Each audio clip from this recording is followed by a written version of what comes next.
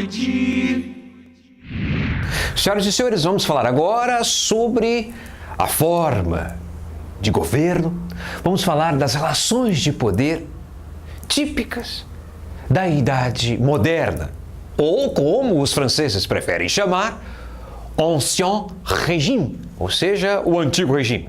Estou me referindo ao absolutismo, que pode ser definido como o processo de concentração de poderes, todos os poderes, nas mãos do soberano. Pode ser um rei, pode ser um monarca, um príncipe, enfim. Todos os poderes estão concentrados nas mãos deste governante. Agora, quando este processo teve início? Acompanhe aqui comigo no item Origens.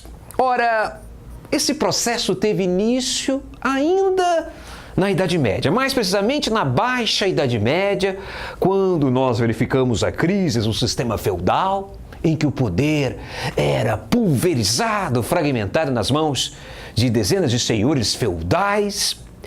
Momento em que estamos assistindo também o nascimento do sistema capitalista de produção, que aos poucos vai ganhando espaço outrora ocupado pela servidão, pelas relações servis de produção.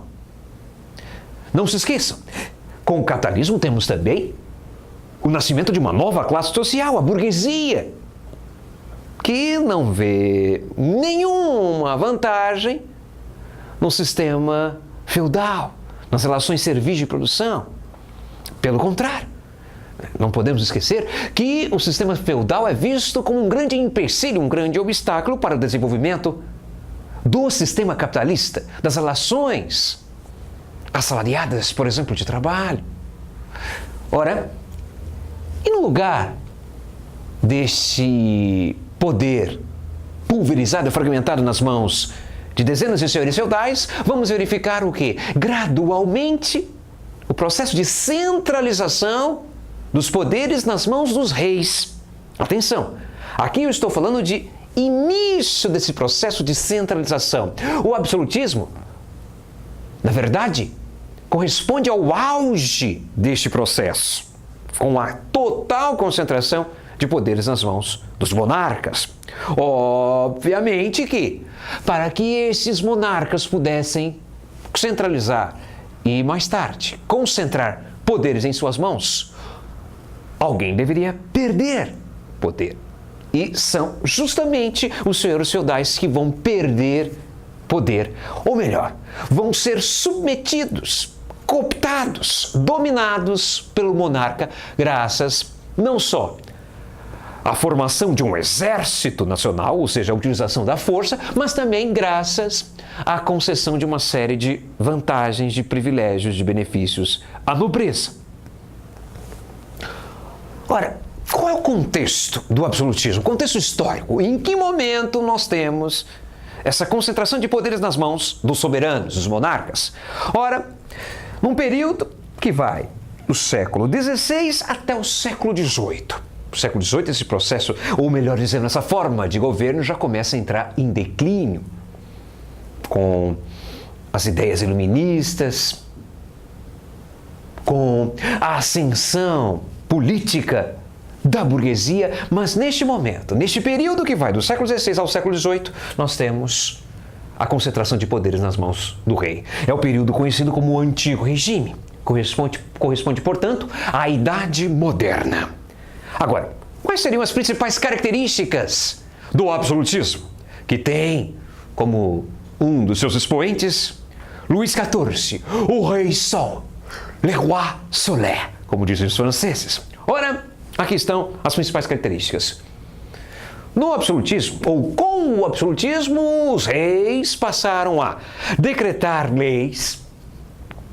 Eles vão exercer o seu poder sem ter qualquer limite, sem ter qualquer legislação, constituição que possa limitar, controlar os seus poderes. Eles vão passar também a impor tributos, vão definir a justiça, vão controlar a justiça e vão também comandar o exército. Portanto, aqui não temos aquela clássica divisão ou separação de poderes proposta por Montesquieu, um dos principais filósofos iluministas. Aqui não temos executivo, legislativo e judiciário. Aqui temos todos os poderes sendo exercidos pelo soberano. E atenção, o monarca absolutista, ele não vai conseguir manter todos os poderes em suas mãos apenas pela força. Ele vai utilizar outros recursos. Por exemplo, ele vai conseguir manter o poder em suas mãos, não só utilizando o exército, a força, a violência, a coerção, como também vai se equilibrar entre duas classes, ou seja, entre a burguesia e a nobreza. Por exemplo, a nobreza, o rei concede uma série de privilégios sociais, como por exemplo, a isenção fiscal, cargos na administração pública, postos de comando no exército, pensões vitalícias, doações. Além disso, a burguesia, que estava ganhando força, também vai receber do monarca vantagens econômicas, como, por exemplo, o direito de participar do processo de colonização, de exploração das colônias, recebendo, por exemplo, o controle de companhias de comércio.